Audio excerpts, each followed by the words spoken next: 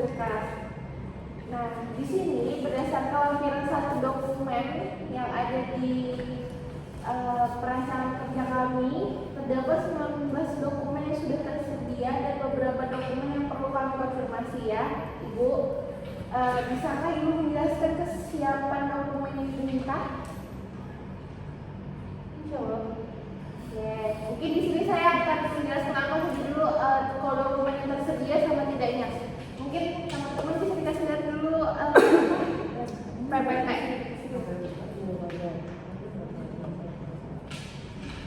Teman-teman berkas apa aja yang sudah sama yang belum.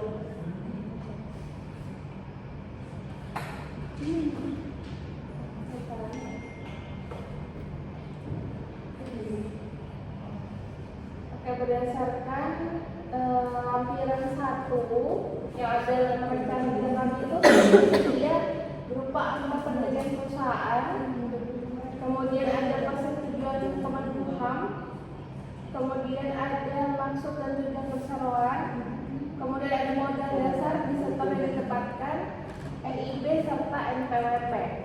Sedangkan ada beberapa dokumen yang masih perlu kami konfirmasi Ibu ya. Terdapat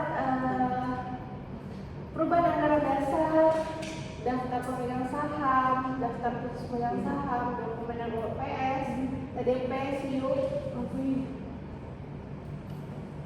kemudian daftar. Ini ada beberapa berkas yang mungkin perlu kami konfirmasi kepada Ibu semua. Bahwasanya berkas-berkas ini yang masih kurang seperti itu.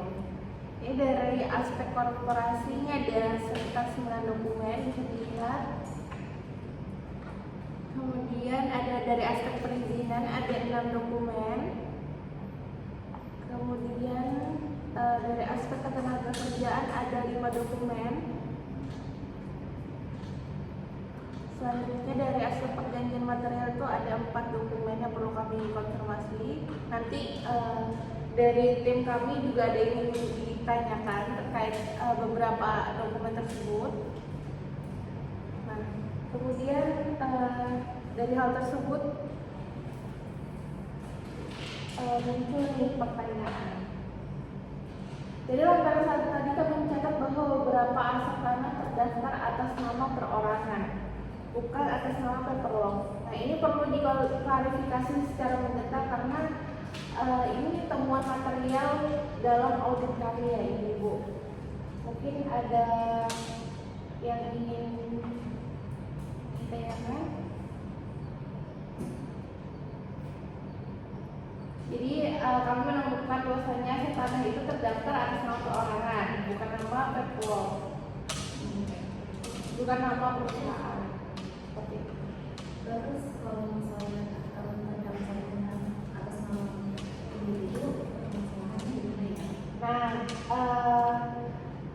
ketika nama aset tanah itu terdaftar atas nama individu, apabila terjadi ibu-ibu nih mau ngelakuin proses pengalihan saham. Nah, hal ini mempengaruhi validasi sehingga aset operasional itu tidak terdaftar atas nama badan hukum. Jadi menimbulkan risiko aset tersebut tidak termasuk dalam objek pengalihan saham. Yang kedua, rentan terhadap pribadi seperti itu. Kemudian yang ketiga, menghambat closing transaksi. Jadi kami merekomendasikan kepada ibu semua untuk proses balik nama ke PT Paperlock sehingga membuat seperti perjanjian sewa dengan pemilik pribadi sebelumnya. Gitu. Kemudian saya juga ingin menanyakan di sini dan mengonfirmasi mengapa sampai saat ini belum ada yang namanya perubahan anggaran dasar sejak pendirian 25 November 2024. Apakah memang tidak ada perubahan apapun atau memang dokumennya belum dibuat sama ibu-ibu? Belum ada perubahan sih sejauh ini, masih tetap sama di tahun 2024. Oke, berarti tidak ada perubahan sehingga tidak diwajibkan untuk menyertakan anggaran dasar ya ibu ya. Terima kasih atas informasinya. Kemudian di sini juga kami menemukan bahwasannya tidak tercatat daftar pemegang saham dan daftar khusus pemegang saham. Jadi sesuai pasal 50 Undang-Undang Persyaratan Terbatas, jadi siapakah sebenarnya pemegang saham di perusahaan ini? Saya sendiri. Oke, berarti ada siapa?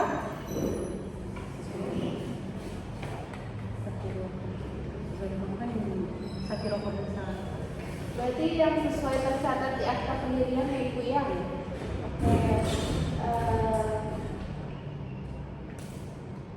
Mungkin pertanyaan bisa dilanjut dari tim yang lain menanyakan dokumen-dokumennya. Oke, selanjutnya akan saya lanjutkan. Jadi setelah kami lihat di akta pendirian itu di pasal 4 kan sudah ada dicantumkan terkait modal dasar, modal disetor, dan modal ditempatkan.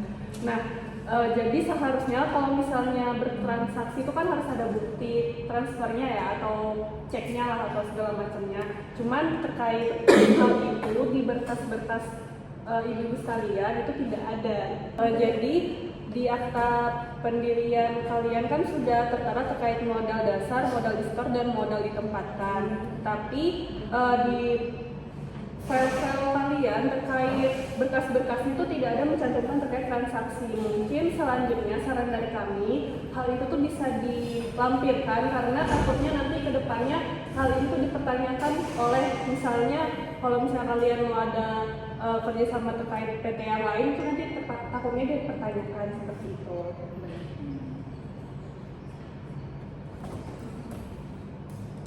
Pada lampiran 1 tuh mencatat bahwa TDP, SIUP, SKT, dan SPPKP tidak ada. Apakah memang tidak pernah diurus atau sudah terintegrasi dalam LDB? Bisa diulang lagi? Pada lampiran 1 mencatat bahwa TDP, SIUP, SKT, dan SPPKP tidak ada. Apakah memang tidak pernah diurus atau sudah terintegrasi dalam LDB?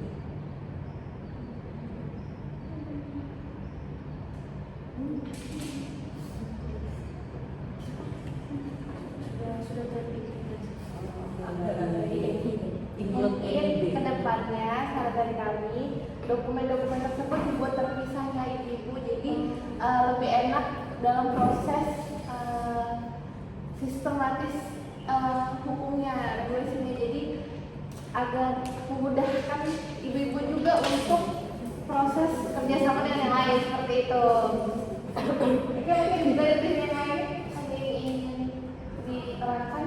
Jadi saya ingin mempertanyakan mengenai hak kekayaan intelektual. Jadi di lampiran 1 di bagian E hak kekayaan intelektual semua jenis HKI tercatat perlu dikonfirmasi apakah perusahaan memiliki merek dalam terdaftar untuk produk kertas yang dihasilkan. Ada. Berarti ada tapi belum didaftarkan. Ya, sebenarnya kan Pemprov itu kan, cuma memang belum ada didaftarkan penjelasan dia. di Kemenko. Kalau menurut kami ini adalah masalah material, jadi merek dagang yang tidak terdaftar berarti tidak ada perlindungan hukumnya, terus tidak bisa ditegakkan, terus nilai intangible asetnya juga nol, terus resiko konfliknya juga pasti ada. Mungkin kedepannya bisa didaftarkan terlebih dahulu. Selanjutnya ini untuk memverifikasi sengketa dari lampiran 1 mencatat semua jenis sengketa tidak ada. Untuk memverifikasi ini kami perlu surat pernyataan dari direktur. Apakah ibu sekalian ini bersedia menandatangani surat pernyataan tidak ada sengketa? Bersedia. Jadi surat pernyataan tidak ada sengketa ini adalah dokumen yang menyatakan bahwa sepanjang pengetahuan direktur PT Petrolog ini tidak sedang terlibat dalam perkara hukum apapun, perdata, pidana, PUM, niaga, arbitrase. Lalu tidak ada sengketa ketenagakerjaan, tidak ada sengketa pajak, dan yang terakhir tidak ada potensi gugatan yang diketahui. Lalu ada konsekuensi hukumnya. Jika pernyataan ini terbukti tidak benar, ada sengketa yang disembunyikan, maka direktur bertanggung jawab pribadi atas kerugian yang timbul. Bisa dianggap sebagai misrepresentation dalam transaksi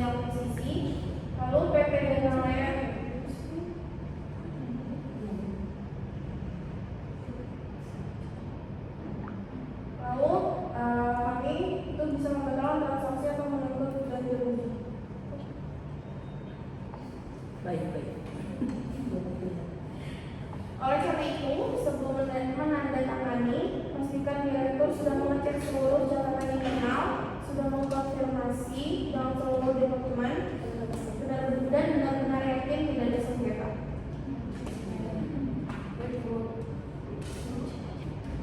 Saya mau menanyakan tentang dari bagian aset.